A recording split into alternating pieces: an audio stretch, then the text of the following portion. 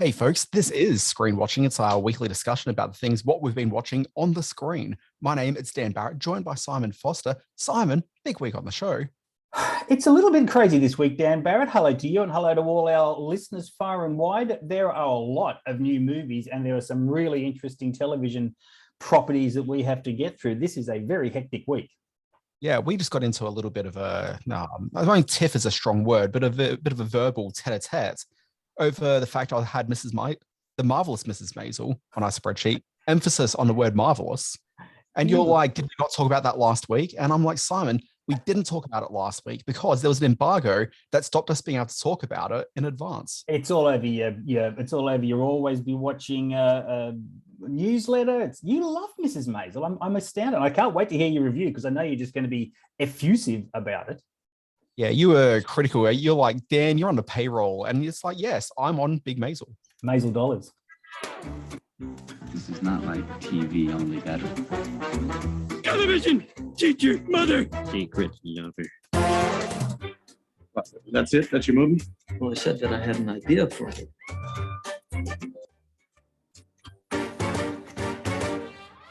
The facts you need to know for this week's show are this. 1, it's a podcast called Screen Watching. 2, it's hosted by Dan Barrett. 3, it's co-hosted, sub-hosted by Simon Foster. 4, I've just been out for a very long walk and I'm a little bit dehydrated. 5, there's a lot of big things we're talking about this week. We've got one of the biggest movies of the week. Simon, what are you talking about? Let's kick us off. What are your big 4 titles this week? Well, look, if we wanted to talk big video game movies, we've got Uncharted. If we wanted to talk big new Australian indie film, we've got A Stitch in Time. We're going to go to the small screen for my next review, The Texas Chainsaw Massacre from Netflix. And we also have, if you only see one Celine Dion biopic this year, CELINE. I've got so much to say, so much to say. Look, I mean, I'd have a lot to say, none of it polite. But first, I'm going to talk about some TV reviews I've got. As we mentioned, there's the marvelous Mrs. Maisel, one of the biggest shows in streaming. Here we go. Yesterday, I'm going to talk with great reverence and awe and just passion for that in just a short while. But also, I'm going to be talking about the brand new Apple TV Plus series Severance, which is a conversation you need to stick around for. And also, there's a movie that Steven Soderbergh, big-time filmmaker Steven Soderbergh, made for a streaming outlet in the US called HBO Max. We've got it here on Binge. It's called Kimmy, and I'm going to take a bit of a deep dive into that feature film. But Simon, why the heck are we dilly-dallying with intros when we could just be here eating the whole enchilada? Let's throw the corn chips away. Let's get deep into the reviews.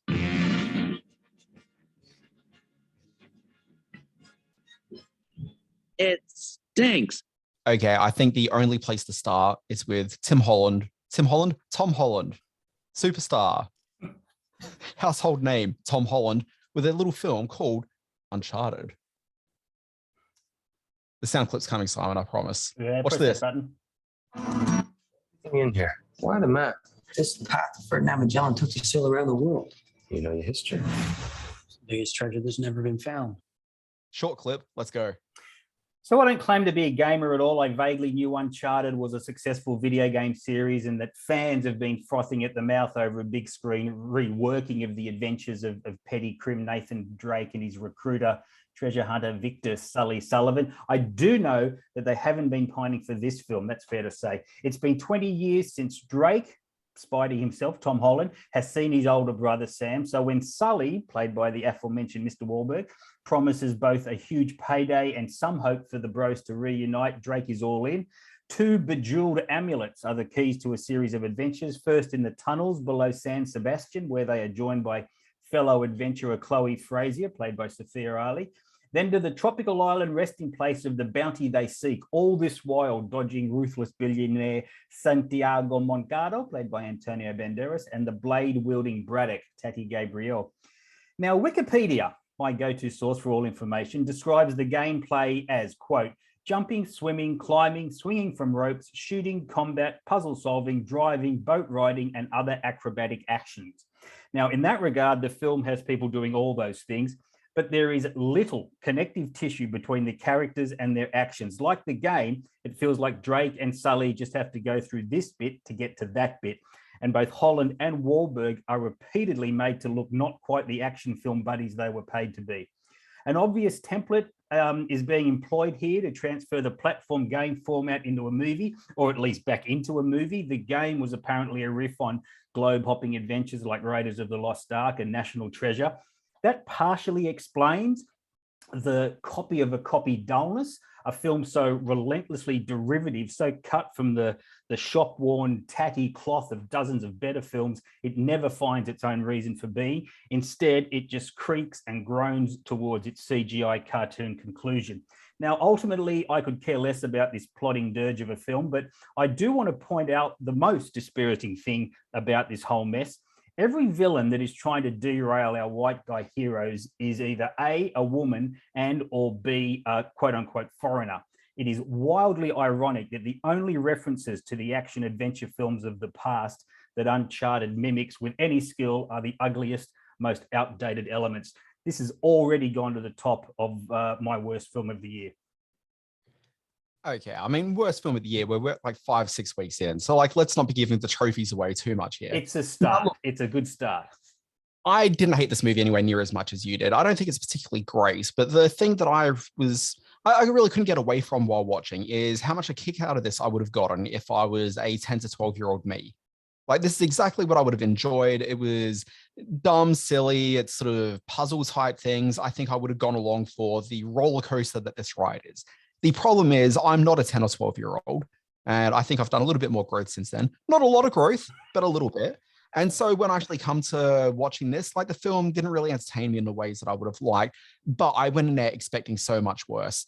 Ultimately, getting away from the video game trappings of this, and it's a bit hard to do that because so much of the structure and form of this movie is leaning into video game mechanisms is probably the way to really phrase it. So it leans into that in a really big way. But if we can try to get away from that, I sort of looked at this as being pretty much on par with any of the sort of very shallow, big blockbusters, the likes of which we've seen from people like The Rock over the last 5 to 10 years. And so I started thinking about this in terms of a Rock metric. Okay. And when I think about The Rock, I think about films like, what was the recent Jungle Cruise? Yep. So we'll think about Jungle Cruise. Also, what was the one he shot in Brisbane, Australia? That was like an end of the world-ish sort of a thing. What was going on there? Was Skyscraper, San Andreas. San Andreas is what I had in mind. So I was thinking about those two as my template for like what a Rock movie is. And is this any worse than any of those movies? I'd say that no, I think it's actually quite a bit better than those movies. I think that as lifeless as this is, I still found a little bit more I wouldn't say joy, that's not the word I want to use, but a little bit more engagement, I think, in the movie than I experienced from those movies. Okay, so like, are they better than a movie starring The Rock? Yes. Is this a good movie? No. And that's basically where I kind of found myself lying with. There's no reason to go any sort of deeper into it, but I do have a question, which will lead into my middle bit in a moment, which is, who is this movie for exactly? Like, why did they make this movie? So, one, obviously, it's IP, and they're trying to mine as much IP as you can from around the world. And video games are still largely untapped. And we're going to talk about video game movies later in a way that's a bit different than I think people are expecting right now. But video game movies are being mined. But who is this for? Because I spoke to some people that really like the Uncharted games during the week. And the one consistent thing I heard from all of them was, yeah, I don't know, I'm going to go and see this. And the reason they cited was Tom Holland doesn't seem like the right lead for the film, considering the character that they've come along with. And I think that's a fair enough point. If you look at the video game itself, the protagonist is a little bit sort of older and a bit sort of more, I guess, mature in terms of his manliness. Yep. Whereas Tom Holland looks like they've definitely...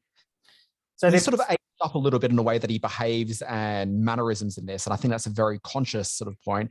But he still doesn't really feel like a mature man. He kind of feels like a sort of bit of a mature sort of 22-year-old, even though apparently he's 25. Well, I should point out that Mark Wahlberg has been attached to this project for about a decade, and he was he was going to be cast as the young man when it came around, but he's now young him makes sense. Outgrowing that. Yeah, exactly. He would have made sense. So what this feels like to me is that it is a cookie cutter. Let's make a certain profit margin quarterly projection.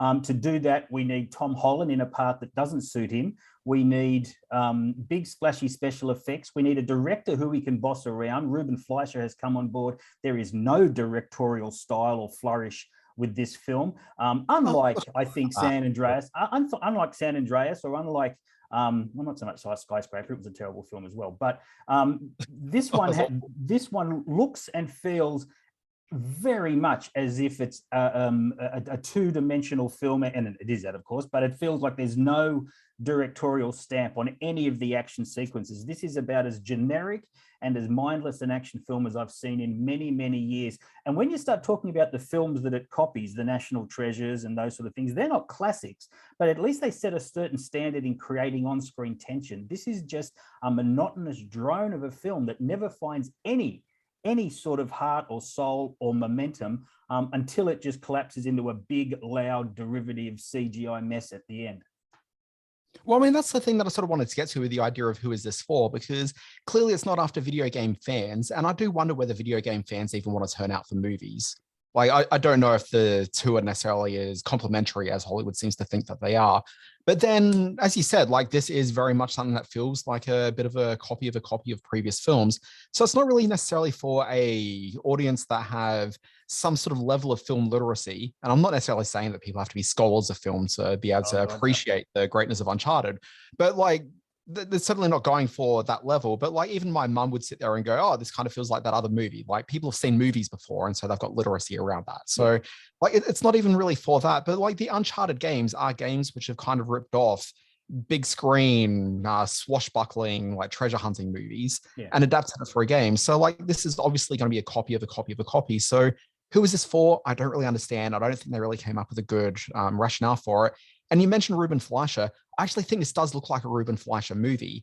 So I mostly know him for the Zombieland movies. And this actually looks very much visually on par with Zombieland. Like, you can actually see, well, like visually, like, he's not an exciting director, but you can see the way that he holds a camera. Like, this is very clearly a Ruben Fleischer movie. So I don't think that it's without a directorial sort of view, but I'm just saying it's not the most exciting of directors that we're looking at here. But yeah, I think you're being too harsh on the movie, but you're also not wrong in all the things that you say. There you go. All right, so let's move on to what I think is one of the most interesting shows of the year, Severance, which is on Apple TV. And look, Simon, this is the bit where, look, I'm just clearly not prepared. I had tabs open earlier. I was ready to go for it. You have one job. Well, you got about 4. Oh, look, do I even have that many jobs? We've got like 1.5 jobs. How about we talk about Severance? And to do that, let's play a clip. I give consent for the Lumen Corporation. And it's a good corporation. To sever my memories between my work life And my personal life. I acknowledge that once the procedure is complete, I will be unable to access my personal memories whilst on Lumen's severed floor. Okay, Simon, I'm going to have to disappear from the podcast for like 3 seconds. 1 sec. And that's Dan, who's just disappeared from the podcast. He'll be back soon to talk about Severance, the new Apple TV show, directed and conceived by Ben Stiller and starring Adam Scott. A great cast: John Turturro, Christopher Walken. Hey, let's not do a review. I was stretching. That's stretching. No, that's not stretching. That's just eating my lunch. I could have talked about Uncharted. I could have done that, but I didn't. Go, I'm waiting. Go, talk. Good grief. Okay, here's a proper review from, geez, I'm outraged. How do you maintain a work-life balance? This has been a question that many of us have grappled with over the last 2 years while working from home during the pandemic. There's a lot more out-of-hours work happening, expectations of presenteeism higher than ever before, fewer sick days taken, and a general sense of always being available. After all, without a commute to the office, working is only a power button or, worse yet, a glance at your phone away. New Apple TV Plus series Severance takes that idea and runs with it. It proposes a world where some workers engage in the most extreme force of establishing a work-life balance. They literally sever their minds in two. A person can leave home in the morning, but when they get home at night, they have no memory at all of what they did during the day. All memories of the workday vanish. Now, there's 2 ways to consider this premise. The first would be the old school TV way of dealing with it. A half-hour comedy where not remembering your workday leads to all sorts of crazy shenanigans. Severance, however, leans heavily into prestige streaming TV possibilities with it. It takes the concept and runs it into a weird horror funhouse possibility, only it strips out the fun as you, the audience, are left to grapple with not just the tangible ramifications of what's going on here, but also the philosophical nightmare that it yields. The version of you that gets to work each day and comes home with no memory of the worksheets or Terry from HR, that person is living a great life. But the version of you who's at work all day every day with no reprieve from that, that's sentencing a person to hell. Obviously, I'm not referring to my own workplace. That place is an absolute dream to experience day in, day out. I'm talking about the other workplace. And look, this is what Severance as a show is exploring. Adam Scott plays Mark. He's a member of a 4-person team who signed up for this kind of workplace at Lumen Industries, which is seemingly a stand-in for companies like Amazon, Alphabet, Berkshire Hathaway. They may as well just call it Viridian Dynamics. Now, only making the situation stranger, the work they're doing is difficult to explain and comprehend, to the point where even the team don't understand exactly what they're doing all day at their computer terminals. It has something to do with data recontextualized in a minesweeper sort of an interface. There seems to be a logic to it, maybe, probably. Now, out of work, you've got Mark, who's very happy with his decision to break away from that part of his day. In the first 2 episodes, you'll see him brush away the ethical issues of the procedure with his friends at a dinner party. But you'll also see him getting very hostile at protesters on the street who are against it. Within the workplace, however, you start to really get a sense as to the horrendous practices that result from this kind of a mind fracture. For starters, staff in the workplace don't know what's taking place outside in the real world. They're left to devise theories. Some are concerned about a possible post-apocalypse. After all, why else would someone want to do what they're doing, splitting their mind in this kind of a manner?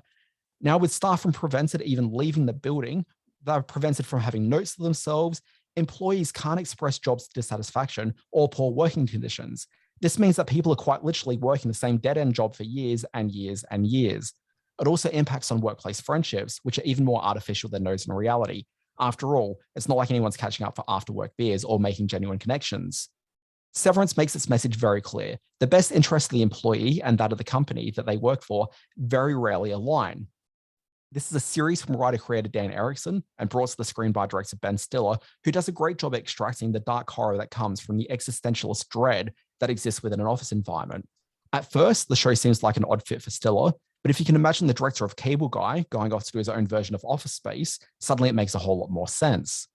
Severance, it does a great job at balancing the broad idea of the concept and the real-world impact it would have on a person's life and psyche. While the show's broadly smart and thought-provoking TV, it will have you thinking as much about your own work experience as much as the soulless daily grind depicted in the show. The thing is, the extremity of the show's premise works against it in a certain degree. The bizarre odyssey of the work conducted in the office at times overburdens the premise of the show. And as a premise of the show, Severance is a great idea for a show, but as is so often the case, I'm left wondering whether something so high concept would have been better served as a movie. 2 episodes into this, I feel like I get the point. Now it's just an exercise in sitting through the additional 7 episodes of narrative. Great review, mate. I am 4 episodes into this as well. I am in love with this show. I'm in love with the you brought a very philosophical sort of study of the show and its meaning. I am in love with the texture of it and the style of the show. I think Ben Stiller, given this sort of free range, shows what a real vision he can have for these kind of dark stories. And you brought up Cable Guy. He made another film called Envy, which, you know, the material wasn't there, but he's co-starred with Jack Black in that. And it was a similar sort of dark, tortured character study that Severance is. Adam Scott is great in this. I think he brings so much to it. It's interesting that you say this might have worked better as a movie. I think the fairly leisurely way that some of the detail is unfolding in this and the impact it has when it does unfold, I actually think suits an episodic structure more so than a movie. Although, having said that, and I hope one day they do create a big screen version of Severance. Well, I mean, I don't really understand why you do that after you've already done the series, but, you know, heaven forbid. I mean, making a remake, like, who would even think about such an idea these days? Remake, Simon. Okay, but look, I mean, the reason why I think it makes more sense as a movie than a TV show is that, yes, there's a very leisurely pace to the way that this is going out, and that absolutely feeds into the idea of work as a monotonous place that you keep on turning up to day in, day out, and it fits into that. So, like, the idea of this meets the idea of an episodic like situation. But the thing is that every episode, like most workplaces, works to be exactly the same thing because most people go to work and do the same thing day in, day out, and people have rhythms and patterns. So I'm not sure that an episode necessarily serves Severance particularly well in regards to that aspect, but I can certainly see why one would go in that direction. But the thing with the show is that it's got this really broad concept of not only is it a strange situation these workers have engaged in to separate their minds as they work against this workplace, but the work itself that they're doing is so far removed from the sort of work that people are actually doing in workplaces that it just kind of feels like the show isn't necessarily trying to talk about an average workplace and the average experience of going to work. It's just being very specific about this situation. And it sort of strips it away from that day-to-day mundanity of how we're living our lives. And it's really the day-to-day mundanity of how these very specific people are living a very specific type of workday. And so I don't know that it actually stretches out into a series as well as I think that we get the idea.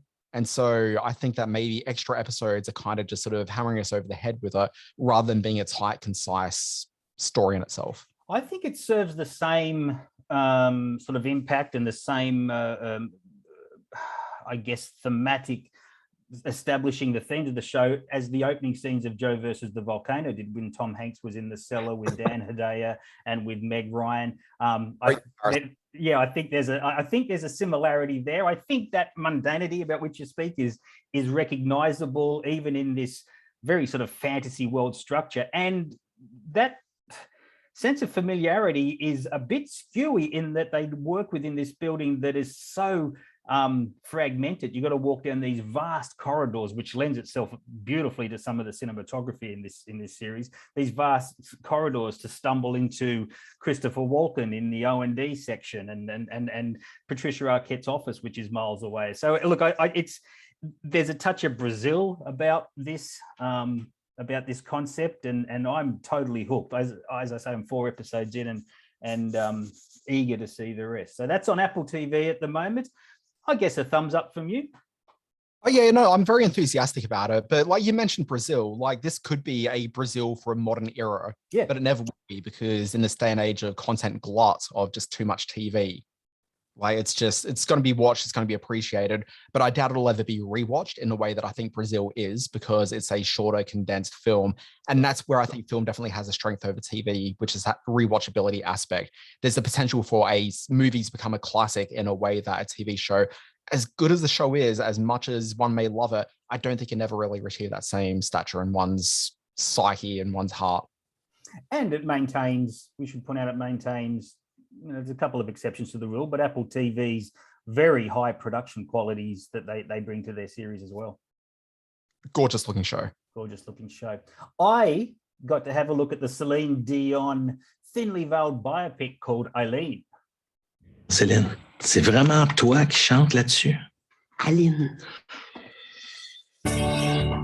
Pas commencer, m'attirer, me toucher. C'est sa première apparition dans une émission de grande écoute à la télévision. Don't dance. I want to vomit right now. Go on. The musical biopic. It's my least favorite genre. Many are fine films, but they're just the greatest hits collection in which actors get to work through emotional highs and lows that any respectable fan knows about anyway. And that's probably why Oscar often notices these performances. The exception that proves the rule for me, and this is controversial, was Bohemian Rhapsody, which put on a show and took the piss, all the while reaffirming the belief that after reconciling with his sexuality, it must have been friggin' awesome to have been Freddie Mercury. That's a fact. And that's kind of why I liked Eileen so much. This is a very thinly veiled account of the life of eccentric songstress Celine Dion, a spectacularly talented performer and bewilderingly peculiar personality, both on screen and off. And all the shades of Celine are captured in the lead performance of Valérie Lemercier, the 57-year-old French actress who wrote, directed, and stars as the title character from the age of 12 as a preteen growing up poor in Canada to the Las Vegas icon that Celine is today. Yeah, you heard right. The 57-year-old Valérie Lemercier plays the 12-year-old Eileen. The production uses technology like Scorsese did in The Irishman or what's his name, Fincher did in Benjamin Button, to put the adult actresses feature on a little girl's body. And we watch absolutely spellbound, not only as Eileen becomes a global singing superstar, but as the rest of her body catches up with her adult face. Remember that bizarre moment in the 1978 version of Invasion of the Body Snatchers when the homeless guy falls asleep with his dog and they wake up mashed together, his face on the dog's body? Well, Eileen stretches that moment into about 40 minutes. Believe me, you come away from this film and not quite sure what you're watching. Like Bohemian Rhapsody, Le Mercier's film is both part conventional biopic, part camp love letter, filmed in a style that reaffirms the image that the artist has carefully constructed of herself.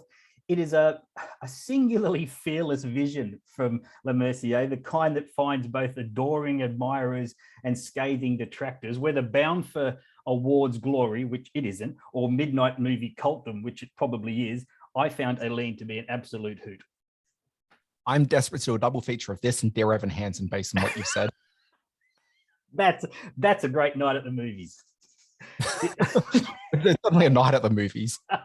This is it's in limited release around town. The main festivals didn't want to play it for some unfathomable reason. The French festival passed on it, and Sydney and Melbourne wouldn't play it. But man, you've never seen anything like CELINE, and it's definitely worth checking out just for the oddity that it really is.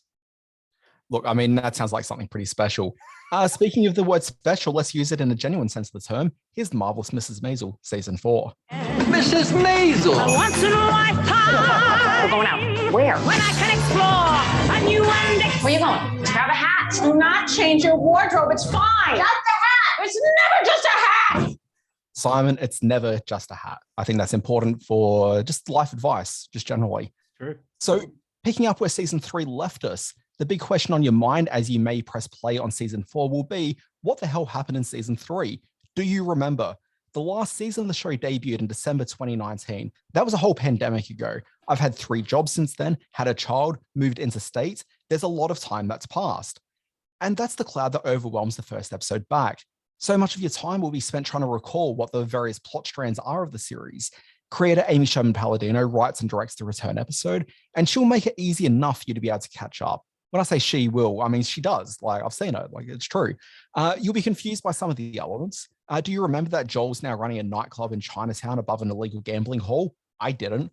FYI, Joel's the ex-husband, which you may have forgotten. You've also got manager Susie, who's lost most of Midge Maisel's money. I don't remember the particulars of that. I think gambling was involved. But in this episode, she's got a plan to get Maisel her money back by way of an insurance scheme that's owed through burning down her mother's home last season.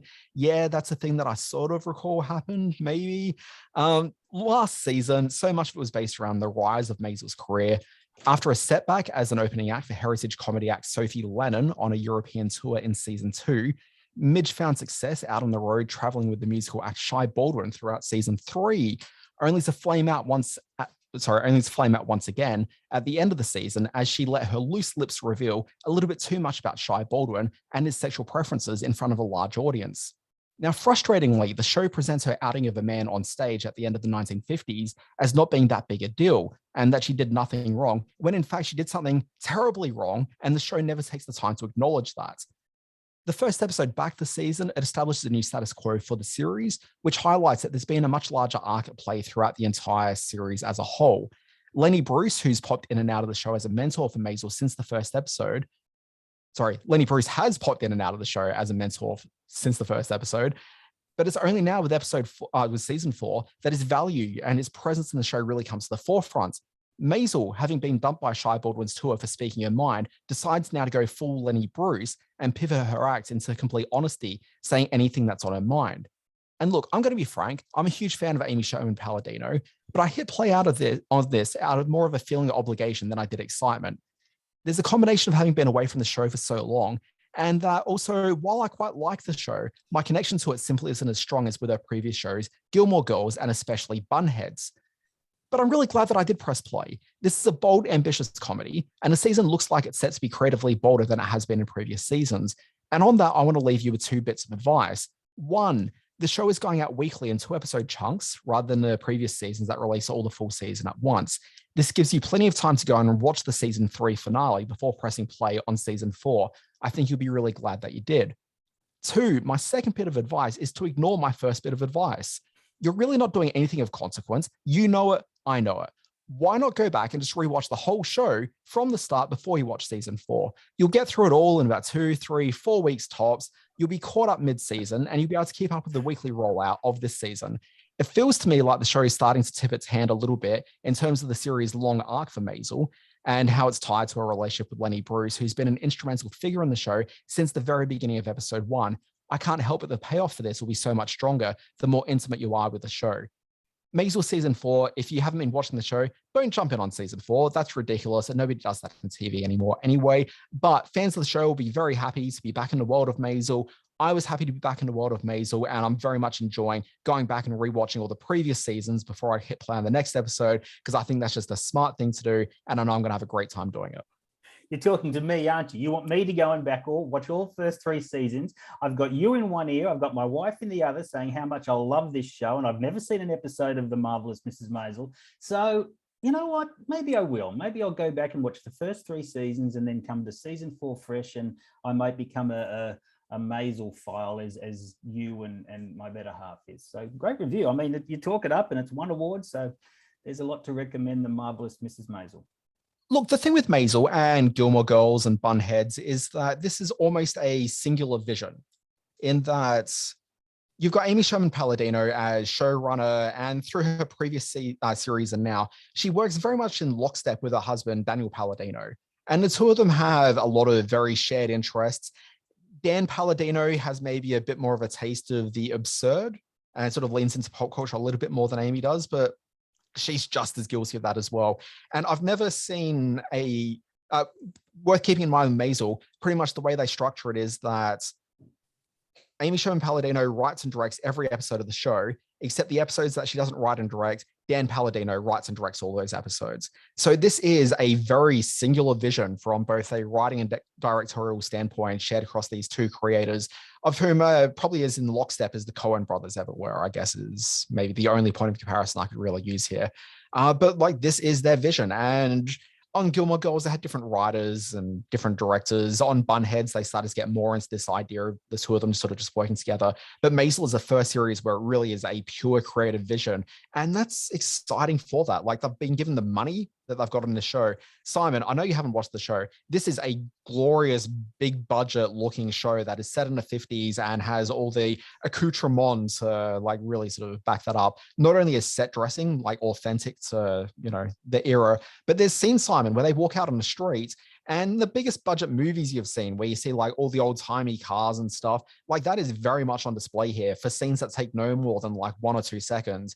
You don't have big crane shots showing off this distance. This is just background detail. They have the money to be able to drop into it. It's an incredible production. And even if you don't jive on the vibe of the creators, and they're very specific, there's a good chance you probably won't. But even if you don't vibe on that, like at least sort of take in the production quality of this, because it is incredible TV. Jive on the vibe. You heard it here first. So season 4 is on Amazon. Are all the seasons on Amazon? Yeah. All right. Okay. So I've got to go back and watch The Marvelous Mrs. Maisel. When I'm not doing that, I'll be re-watching a new Australian indie called A Stitch in Time. I've been thinking of making dresses again and selling them at the markets. You should. You don't think that's a silly idea? Of course not. Don't know why you ever stopped in the first place. I fell in love. The terrific Maggie Blinko is Lieber, a Holocaust survivor who has put her own dreams aside for 50-odd years to support her musician husband, Duncan, played by Aussie music legend Glenn Shorrock, no less. But when his dwindling confidence and state of mind becomes outwardly abusive, Lieber says, that's enough. And she decides to reset her life, returning to her love for dressmaking and befriending a young Chinese man, Hamish, played by Hao Zhandu, who helps her regain her footing in the big new world. Now, rarely do mature age characters get the screen time or the insight that first-time director Sacha Hadden affords Lieber and his leading lady. The story speaks to the sense of community those already living on the fringe of society need to self-fulfill, I guess, in order to survive. This one's shot by Donald McAlpine, the great cinematographer who did Breaker Morant and Predator and Moulin Rouge. It's a low-budget work, but it looks crisp and natural and very cinematic. It's polished with the experience and skill of the producing great Sue Milliken. She did Odd Angry Shot and Ladies in Black. It's a sweet, sometimes sad, ultimately uplifting story of the displaced and the disenfranchised finding their own place in the world. It's in 81 cinemas around Australia at the moment. Do seek out A Stitch in Time. Rarely has there been an Aussie film made on such a small scale, but done with such honesty and integrity. Yeah. I didn't realize it was Glenn Shorrock. Yeah. Makes a lot of sense. One of the sweetest men in real life. I think one of the last concerts I went to was a small gig he did up on the Central Coast here in New South Wales at a place called Lizottes. And he hung around and he chatted and he talked to all his fans who turned up. He plays a bit of a dick in this movie. He's a bit blue in the mouth, and his dwindling mind means that he does some nasty things. But he's pretty terrific. He might have a late sort of career as a character actor. Yeah. Cool. Simon, let's move on to a movie that I know that you got a kick out of just as much as I did. It's the new Steven Soderbergh film called Kimmy. I'm a voice stream interpreter. I may have heard a crime on one of the streams. The devices pick up lots of things. Mark this degraded audio and delete it. I am not capable, and you know it. I think a woman might need help. How do I find out who she is? Okay, a filmmaker can go a long way to giving an audience exactly what they want. Steven Soderbergh has given us a tight and lean thriller, the sort of film that is once a staple of our movie diets, and very much the sort of film that strangely doesn't seem to get made a whole lot more anymore for some inexplicable reason.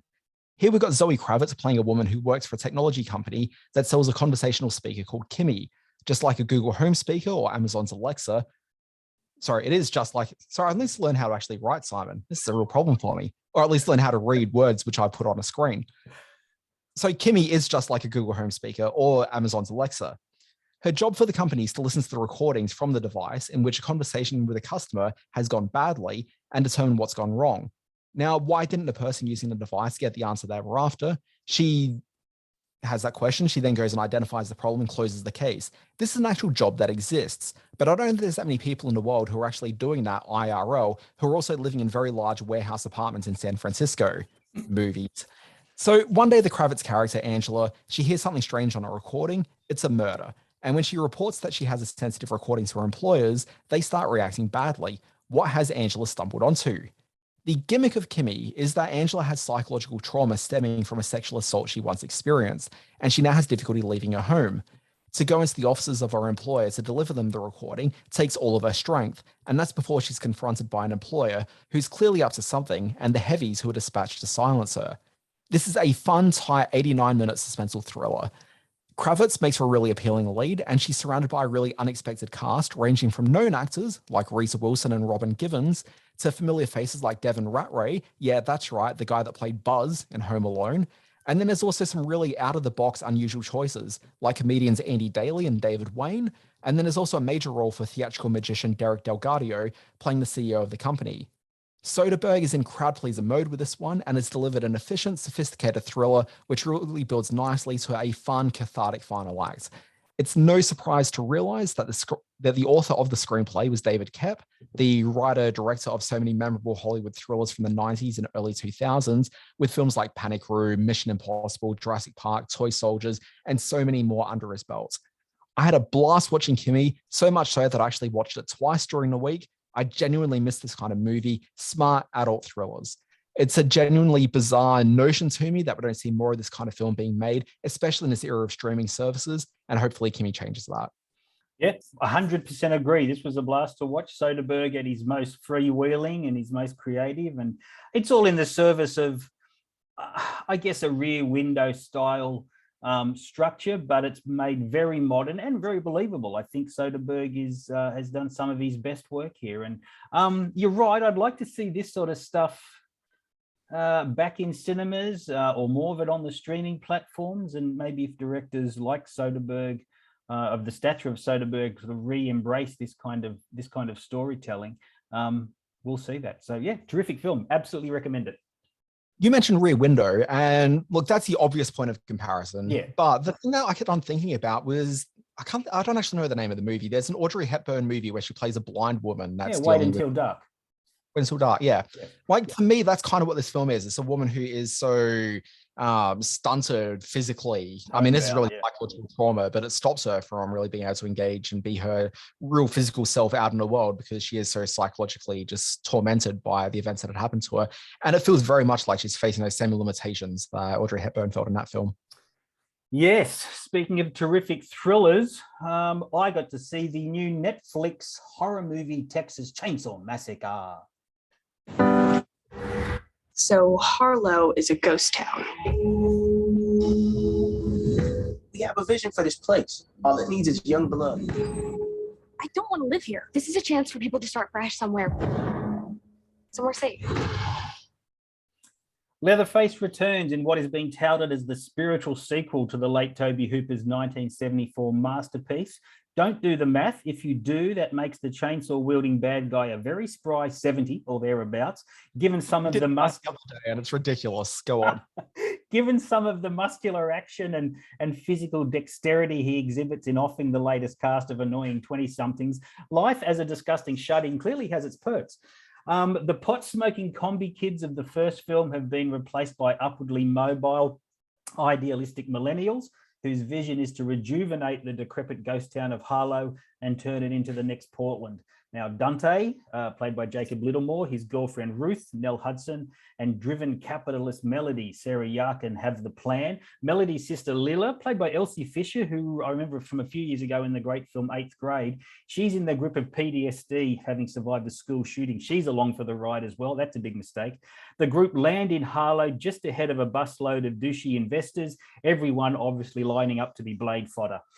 The horror kickstarts in the most 2022 kind of ways, a dispute over title deed. Dante and Melody claim ownership of a spooky crumbling house, but find a dusty old broad, played by Alice Krejay, leaning into the scenery teeth first, and her son, you know who, still in the premises. Things go bad, storm clouds roll in, nighttime descends. You can see where this is going. The Chainsaw Massacre films have never been at the cutting edge of social commentary, so bravo to this edge. Yeah, you see what I did there? So bravo to this latest version for a few swipes at the handheld device generation. No, it's the splatter that matters in the TCM films, and Leatherface 22 offers plenty of inventive dismembering. Key player here is a guy called Fede Alvarez, who directed the awesome Evil Dead remake and the first Don't Breathe film, and here guides the gore as the producer. Slasher films count on outwardly intelligent people putting themselves in patently dangerous situations, and Texas Chainsaw Massacre has more than its fair share of, oh my God, what an idiot moments. That's part of the fun, and for those of us who adore the Saw, there's lots of fun to be had here. No mention of the narrator. No, the narrator is one John Larroquette, who we know from years and years of sitcom television and who was the original narrator on the Tobe Hooper film. Yeah. Oh, I thought that was a nice bit of energy. Yeah, it is. It's good. This one has bounced around the release schedule. It was a terribly troubled shoot. The first two directors, a couple of brothers, were fired, and David Garcia dropped in. And I know Fede Alvarez did some pickups and some key shots as well. So it's finally found its way to Netflix. Don't listen to all the internet blather. People take the first Texas Chainsaw Massacre very seriously. It was just a good old nasty romp, and so is this one. Okay, Simon, I think it's probably time for us to transition over to the middle bit. We'll keep that cough in. Simon Foster, lots of production mishaps this week. We're keeping them all in. Yeah, just gonna make it. It gives it a realness. It grounds us with the fans. Here comes another one. Oh, excuse me. Great. It sounds like Simon's dead with the COVID. What are we talking about this week? Look, okay, so opening the robe, the dressing gown that is this podcast, and the excitement that happens within. Simon and I had this conversation during the week about what we're going to do for the middle bit, and it was based very much around the idea of I wanted to talk about video game movies. And as soon as Simon heard that, he did the immediate thing, which is no video game movies. Everybody's heard that conversation. But I'm like, yes, Simon, but I don't want to talk about the fact that Super Mario Brothers is a bad movie. We all know those are bad movies. Yes. We all know that video game movies are generally bad. Has there been a good one? I can't think of one off the top of my head, but there's got to have been one, maybe. There's been a few. Lately, there's been some. Werewolves Within from last year was based on a video movie, and it's at 86%. Things like the Angry Bird movies. In fact, Ryan Reynolds in the Pikachu movie a couple of years ago was good fun as well. So lately there's been some. Even last year's Mortal Kombat I thought was all right, but generally not so much. Yeah. And so I was thinking about that, and I was also thinking about the fact that in the next couple of weeks' time, I'm going to be reviewing Halo, which is coming soon to Paramount Plus. Like, it seems as though these big sort of terrible attempts to mine IP from video games and turn them into movies is now starting to happen on TV. So with that in mind, I just wanted to think about, like, why is it that we don't think that these movies work? is there maybe a better form for them? Like, is TV going to be a better place for video game movies to exist? I mean, that won't be movies or but video game adaptations to exist. Like, how do we feel, Simon? Like, obviously there was Uncharted this week, and that was a film that I think the cardinal sin that it committed was that they thought, this is a video game, we need to bring the mechanics of the video game to the movie. But the thing is that the mechanics of a video game are quite different to the mechanics of a movie. Yep. And what works on screen in a movie needs to be a little bit more grounded in character. And I guess this is a problem I have with movies generally, which is that, especially in this sort of special effects driven era, so many of the special effects are fairly weightless. Like, you don't really get a real sense of physicality in a lot of the motion that we're seeing on screen. Yep. And that is particularly felt when you're dealing with a film like Uncharted, which is very much about run, jump, climb, twist knobs, twist keys. Like, it just kind of feels as though there's no real weight. Like, when they're twisting the key, you never really feel that his hand is on a key twisting it. It just kind of, it's background wallpaper, just screen nonsense. It never really quite feels legitimate. Yeah. So to me, it's not a good movie because it's really, the things that are thrilling as a video game while you're mashing buttons trying to make that happen. That doesn't translate well to you sitting with a big box of popcorn in your hand, just like, while your mind is elsewhere. Okay, let me weigh in here, because yes, you're right. There's an inherent and what is appearing to be an increasingly insurmountable chasm between video games and movies, where whether it's a first-person gaming sort of format, or a platform gaming format where you got to move through different phases to get to your goal, you have to add something to movies that games don't necessarily have, and that is a human interest element, a living person element that you are subtracted from, that you are taken out of when you decide to play a video game. You are immediately put in the physical rush of having to get from one point to another point while avoiding this, while capturing that, while collecting coins, all that sort of stuff. And that's all fun and exciting and visceral when you're playing a game, but you need the added element of human involvement in cinema. And the point you point out is character.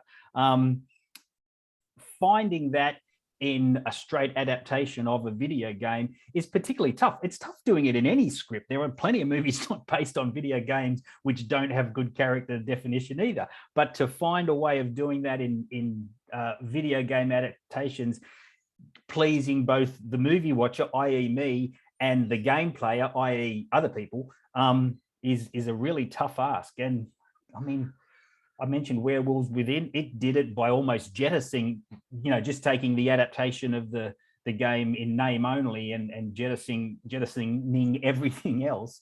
And that really worked, but there hasn't been a lot else. Yeah, so look, I did a bit of reading up about Uncharted, the video game, because I hadn't really played it. And so I was trying to work out like what the difference was between the movie and the video game. And there's a quote here, and I just found it on Wikipedia, so I apologize if it's, just a bit of Wikipedia nonsense and it's not that reflective. So if you know the games, I apologize. But there was a line here saying that series writer Amy Hennig described Drake, the main character from Uncharted, as a gritty, charming mixture of actors like Harrison Ford and Bruce Willis, with additional influence coming from romantic action adventure heroes like Cary Grant. And you think about that, and then you think about the idea of it's supposed to be like a character who's sort of a little bit quippy.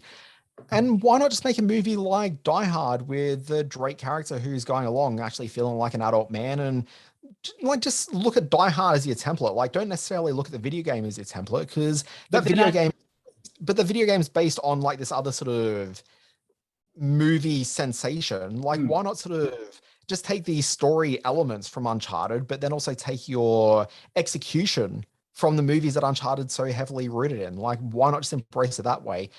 Well, then you're balancing one against the other. You're saying, okay, I'm going to take the core appeal of what Uncharted was, and that's the character of Drake, and to a certain extent the character of Sully, and I'm going to totally remove them from the format in which they became popular, the gaming format. And I mean, they do that anyway, because you're making an adaptation to a movie. Yeah, but they're still following a certain platform structure that the game followed. The only reason these studios make these video game adaptations is to tap into a certain extent to the gaming market, to try to get some of those people who played the games to come along to the movies. If you take the character, put it into a Die Hard setting, hey? No, sorry, no, let's finish your thought. And putting it into a die-hard setting or putting it into a setting that isn't the game, then the gamers aren't going to come along in any great number because you're not adapting the game, you're just using the characters. So this is the push and shove that producers of video game movies have to work with. They've got to try to create cinema, and they've got to do it in a way that also honors the game fans and the gameplay. And like I say, that's a huge chasm to leap. I mean, I think you can do that though. So essentially what you really need to do is identify 2 or 3 interesting set pieces from a video game and just like adapt them, like just take the location they're in, the idea, the intent of that, and then you apply it to movie logic and actually put a movie character into it. Whereas here it just kind of felt like they were leaning too much on the gameplay mechanics and not enough thinking this actually needs to be a movie that stands on its own. And that's kind of where that falls apart and where so many of these other games fall apart. One of the things to like, obviously talking about video games into movies is one thing, but we see the adaptations take place with other media into other media all the time. So if you think about the most dominant form of movies right now, it's comic book stuff. And if you took a comic book as it exists on the page and just like took that whole stock and just made a movie out of it, it doesn't work.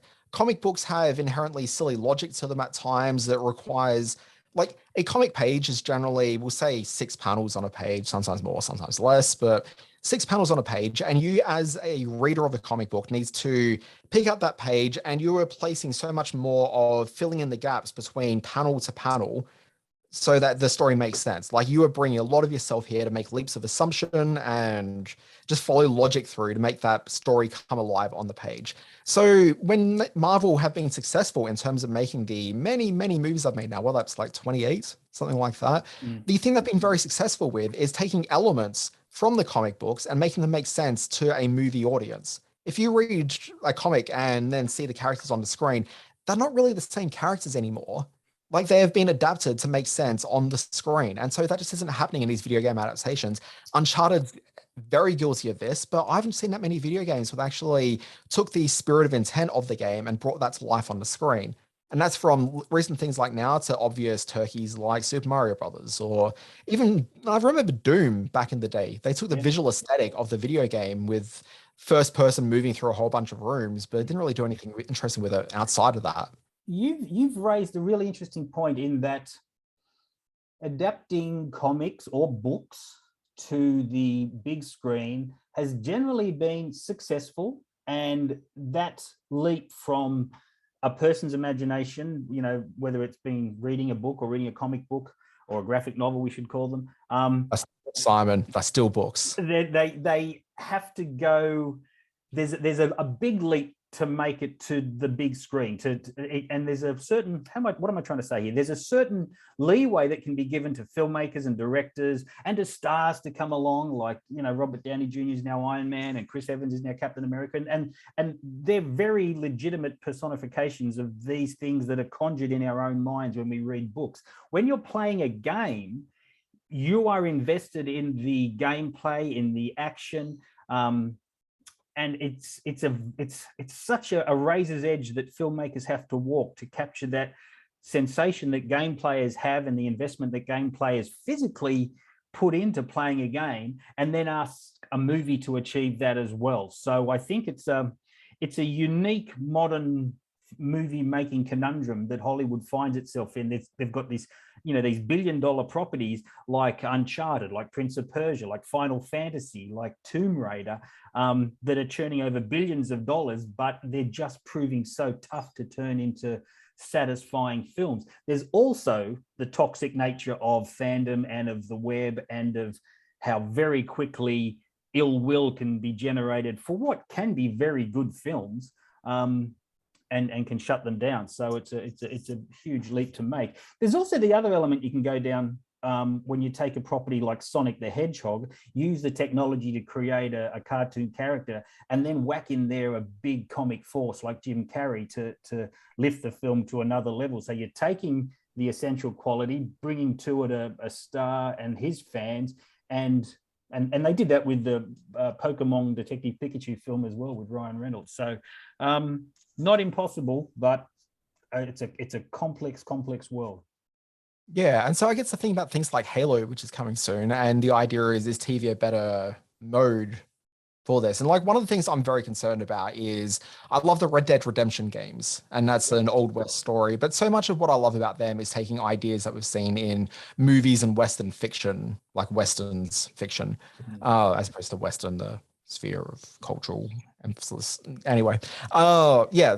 Where am I getting to this? Like, I mean, so much of that is really just taking the various tropes and visual cues we sort of like and then placing it into an interactive environment, being a video game.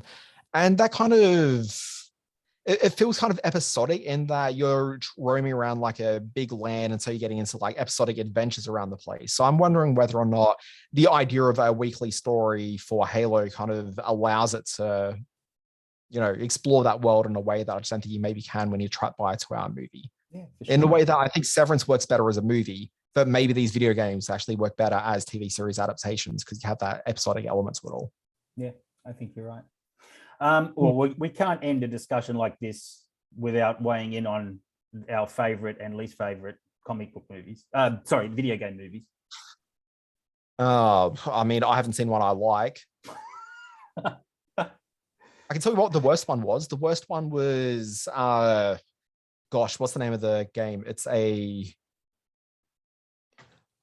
was it? What's the name of the director? David Bowie's kid. Duncan Jones with Warcraft. Warcraft. I left that movie 25 minutes in. I couldn't do no more. Burn. Okay, yeah. So for me, there's been some good movies, and as you know, I'm not a gamer, so and there's been some recent movies too. I quite liked Mila Jovovich's Monster Hunter last year. I quite liked last year's version of Mortal Kombat. At the aforementioned, I even like this year's Resident Evil Welcome to Raccoon City. At the far end of things, you've got a collection of 90s movies that came out from German director Uwe Boll, House of the Dead, Alone in the Dark, Blood Rain. These were all, video game properties that Uwe got the rights to and just churned out into terrible, terrible films. I would say probably my favorite film made out of video games, and it's one that's finding a lot of reverse love at the moment. People are sort of coming back to it and realizing it's not a bad little film, is Silent Hill with Australian actress Radha Mitchell in there. I thought that was a legitimately scary sort of adaptation of a terrifying game. So there we go. I think what I've realized through this conversation is that I'm still hanging out for what will probably be the greatest video game adaptation of all time, and one that maybe cinema is just not powerful yet enough to really be able to fully bring to the screen, which is Leisure Suit Larry. Simon, we like to wind out the podcast each and every week with a look at the week ahead. Simon Foster, do you want to kick us off? What have we got coming to? We've got a few movies still coming to cinemas. We haven't done that yet. Do you want to let us know what else is going to hit the big screen? I should mention that, yeah, there's a couple of very sort of high-profile award season contenders coming to cinemas this week. Flea, this is an animated documentary. You don't see too many of those. Armin is... we learn his story. He comes as an unaccompanied minor to Denmark from Afghanistan. Now he's a 36-year-old, a very successful academic, and he's about to marry his longtime boyfriend. And he sits down with the filmmaker, and the dialogue they use in the film has been recorded during these sessions and turned into an animated discussion, and talks about the harsh reality of his life as both a gay man in Afghanistan and as a refugee. It's called Flea, and it's in limited release at the moment, and this is a really powerful film. Also powerful is Kovada Aida. Aida is a translator for the UN in the small town of Srebrenica, and when the Serbian army takes over the town, her family is among the thousands of citizens looking for shelter in the UN camp, and she's running back and forth between her UN duties, her family duties.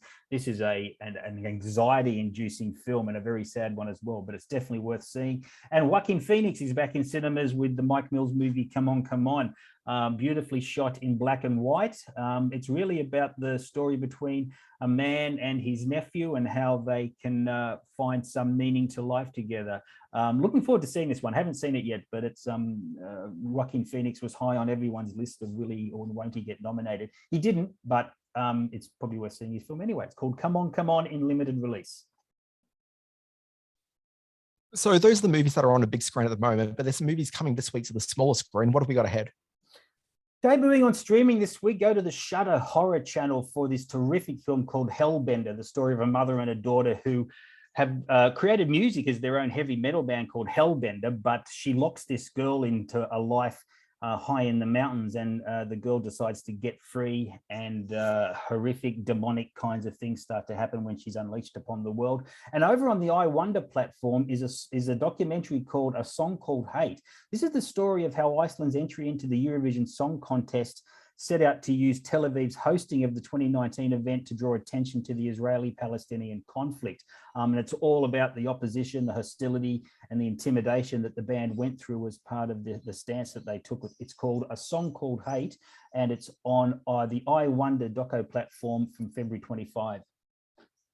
And there are a few movies and TV shows that are going to be dropping on services around the place. TV shows I want to mention is The Return of the Walking Dead. I think it's part 2 of season 11. And unless I'm mistaken, this season of The Walking Dead, which is the last of the OG mothership Walking Dead show, is being split into 3 parts, which is the first time I remember seeing that happen. So we've got that returning. That's probably the biggest title that we're going to see dropping this week. But then also there's the return of Last Week Tonight. There's the season 5 return of Snowfall, which is a fairly popular little show that I've never bothered watching. There's, what else have we got here, Simon? There's Cold Courage, which is debuting on AMC Plus. And I don't know the show at all, so I'm going to read this blurb right now, which says, the show follows 2 Nordic women, a fierce psychologist who's fighting for the underdog, and a shy graphic artist who are on the run from an abusive stalker as they collide during a series of murders in present-day London. That sounds fun. That sounds interesting. Yeah, why wouldn't you watch that? How's that? What's the deal with AMC Plus? Is it doing okay in the Australian market? Is it making any inroads? Who knows? I never hear anyone mention it, but I will say there's quite a few good shows on there. So yeah, it really is. Yeah, if you're after some high quality TV, give that a gander. Between that and Apple TV Plus, the two of them seems to be really just having a incredibly high batting average. It's true. It really is true. Yeah. For people in your part of the world, the Goma, how do you say that? QA Goma? Is that what you call it up there in Brisbane? No one calls it QA Goma. It's just Goma. It's the Gallery of Modern Art. There you go. I guess QA is what, like Queensland Arts? Gallery of Modern Art? Something like that. Yeah. It's not like a QA nonsense. They've got an animation spotlight on at the moment, focusing on the work of Adam Elliott. It screens daily until the 27th of February from 10 a.m. to 5 p.m. He's our Academy Award-winning animator. He won for Mary and Max back in 2009. He's one of our most renowned stop-motion artists. Adam Elliott's a wonderful guy and an incredible creative force. In addition to Adam Elliott's work, they're showing some other animated films, shorts, as part of their weekend programs, which I think you do have to pay for, but the Elliott season is free from 10 a.m. to 5 p.m. every day at the Qua Goma. Yeah. Also, I just want to give people a bit of a heads up. There is season 2 of Space Force, which has debuted this weekend on Netflix. I haven't seen most of season 1 because I kind of thought the few episodes I had seen were kind of terrible, but they've done a bit of an overhaul on Space Force. And in the past, where there's been Greg Daniels shows that haven't worked, anytime he's done a bit of an overhaul, suddenly they start working dramatically well. So look at The Office and Parks and Recreation as 2 very good examples of that. So if you're a fan of those shows, maybe check out season 2 of Space Force, because I think that might be one to check out. And then the other thing I just wanted to flag was that Law and Order is returning for season 21 after a gap of, I think it's been about 7 or 8 years that it hasn't been on. So they're bringing it back. So Sam Waterston's back. A couple of other actors from throughout the series run have returned. There's a bunch of new actors who've joined the cast as well. But it's just old school Law and Order. Like, you're not reinventing the wheel on this thing. It's going to look and feel just like you expect Law and Order will. Debuts on Thursday evening in the US next week, well, this coming week, and the week ahead. We don't have an Australian release for this. And I would think that Law and Order is a title lots of people would be very excited to see come back. So it is strange to me that we haven't yet found where it's going to play locally. So I guess maybe by the time that we're recording next week, there'll be some sort of word as to when we might see it here in Australia, but certainly something to watch out for because it's just one of those titles. Is Dick Wolf back in charge of this? Is his one of his babies? Because I know he stepped away from the SVU stuff, and it kind of got very silly towards some part there. There were some real turgid storylines along the way, but hopefully. Look, I wouldn't look at I wouldn't look at Dick Wolf of having been particularly hands-on involved in a lot of stuff for maybe decades at this point. Bear in mind, Law and Order's been running since 91? Yeah, about 1953, Yeah, 1953. They made Dragnet, then 2 years later, Law and Order started. Exactly. Yeah, but like he's been, he's had showrunners running his things for years. And so the guy that's been running SVU for some time has been Warren Light, I think his name's pronounced. Yes, I mean, that's the person you can sort of raise your hostility at. He's not running the new Law and Order version. I can't remember who the showrunner on this one is, but he's definitely overseeing. He'll take a meeting every week, I'm sure. And I know that Dick Wolf's been very keen to get this back on the air since the original one was cancelled by NBC many years back. Favorite Law and Order duo? Who are the best cops? What was the best season? Oh, look, I mean, this is the thing with Law and Order where I've never really been a big Law and Order viewer. I've watched the occasional episode there, and I appreciated it for what it was. But at a certain point, every show suddenly became Law and Order, and that kind of just turned me off. I wanted to. I remember the golden years. I remember Chris Noth in one of the roles. I remember the Benjamin Bratt and Carrie Lull years. They were some of my favorite Law and Order series, all the while, with Sam Waterston doing what Sam Waterston does best. So yeah, they were the hardcore drama years. So I was a big fan of Angie Harmon, Jill Hennessy. What were the other ones? Yeah, there were some great names there. Or you had Angie Harmon and Jill Hennessy. I know. They were a big deal. Must watch television. So we'll look out for that one. Do we put an audio sting in here? Sure.